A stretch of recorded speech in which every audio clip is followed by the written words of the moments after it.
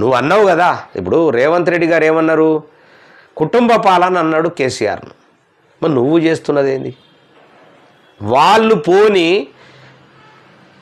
కనీసము ఎమ్మెల్యేలుగా గెలిచి, ఎంపీలుగా గెలిచి, ఎమ్మెల్సీలుగా గెలిచి ఎంజాయ్ చేసిండ్రు, ముందుకు పోయినరు. కానీ మీరు చేస్తున్నది ఏంది? వాళ్ళకు ఒక పదవి లేదు, పాడు లేదు, ఏమీ లేదు. పెద్ద సెక్యూరిటీ, ఒక హోమ్ మినిస్టర్కి ఇచ్చినటువంటి సెక్యూరిటీ ఇచ్చినప్పుడు ప్రజలు గమనిస్తూ ఉంటారు కదా. నువ్వు చేస్తున్నది ఏంది తప్పు? అదే రేవంత్ రెడ్డి గారి యొక్క ఆ చిన్న చిన్న తప్పిదాలు, చిన్న చిన్నవి కదా, చాలా పెద్ద తప్పి, గవ్వే చేయొద్దంటాం. ఇంకా 2 ఏళ్ళ దాకా ఆగితే ఏమవుతుండే? 2 ఏళ్ళ తర్వాత పోనీ వాళ్ళు పదవులలో ఉన్నారు, వాళ్ళకు సెక్యూరిటీ ఉన్నదంటే వేరు ఉంటుంది. వాళ్ళకి ఏమీ లేదు, వాళ్ళకు హోమ్ మినిస్టర్ రేంజ్లో సెక్యూరిటీ ఇచ్చారు. సరే, రేవంత్ రెడ్డి గారి భార్యకి ఇవ్వడం అంటే అదొక విధానం. మొత్తము వీళ్లకు ఇప్పుడు బీఆర్ఎస్ కేసీఆర్ దానికి, రేవంత్ రెడ్డి దానికి అస్మాన్ పరాక్ ఉంటుంది. ఎందుకంటే వాళ్ళు కేటీఆర్ ఒక ఎమ్మెల్యే,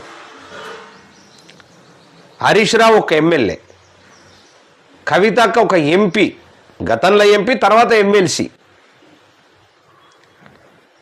తర్వాత మన సంతోష్రావు రాజ్యసభ సభ్యులు. మరి ఇన్ని ఉన్న వాళ్ళకి ఖచ్చితంగా ప్రభుత్వం నుంచి సెక్యూరిటీ ఇవ్వవలసిందే కదా, తప్పదు కదా.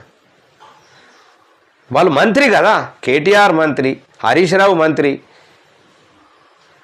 మంత్రులకు ఇస్తారు. కుటుంబ పాలన అన్నాం కదా, మంత్రులు ఇస్తారు. ఇచ్చేదానికన్నా ఎక్కువ ఇస్తారు, ఎందుకంటే ఏదైనా థ్రెట్టింగ్ ఉంటుందని. ఈయన ఏమీ లేదు, రేవంత్ రెడ్డికి వాళ్ళ అన్నదమ్ములకు విపరీతమైనటువంటి సెక్యూరిటీ ఇచ్చిండ్రు. ఇక ఇది ఆల్రెడీ అనుమానాస్పదమే కదా. మార్కెట్లో ఎట్లుంటుంది చెప్పండి, ప్రజల లోపల ఎట్లుంటుంది? అసలు ఏమీ ఒక పోనీ వార్డు మెంబరా, ఒక సర్పంచా, ఏమీ లేదా, ఏది లేకుండా అంత సెక్యూరిటీ ఇచ్చిండ్రంటే దీని వెనుక మతలబు ఉంటుంది అనేటటువంటి ఆలోచనతో ఖచ్చితంగా వ్యతిరేక భావం వస్తుంది.